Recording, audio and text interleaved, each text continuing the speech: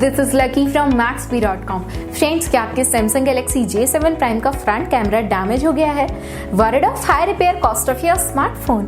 Don't worry, you can now buy high quality replacement front camera for your original Samsung Galaxy J7 Prime at a very affordable price from Maxbhi.com and can fix your phone yourself at home or get it repaired by any professional very easily। जी हाँ दोस्तों, आप हमारी website Maxbhi.com से अपने Samsung Galaxy J7 Prime का नया front camera खरीद के अब बहुत ही कम दामों में अपने फोन को सही कर सकते हैं। This front camera is a 100% genuine quality product which works similar to your original product with a perfect fit for your Samsung Galaxy J7 Prime। इस फ्रंट कैमरा को पहले हमारी क्वालिटी टीम द्वारा चेक और इंस्पेक्ट किया जाता है और क्वालिटी एश्योर होने के बाद ही ये फ्रंट कैमरा आपको भेजा जाता है। साथ ही साथ हर Samsung Galaxy J7 Prime का front camera Maxbhi trust replacement warranty के साथ आता है, जिससे आप श्योर हो सकते हैं कि प्रोडक्ट खरीदने के बाद आपको कोई भी परेशानी नहीं आएगी। फ्रेंड्स, Maxbhi.com पर ऑर्डर करना बहुत ही इजी और सिंपल है।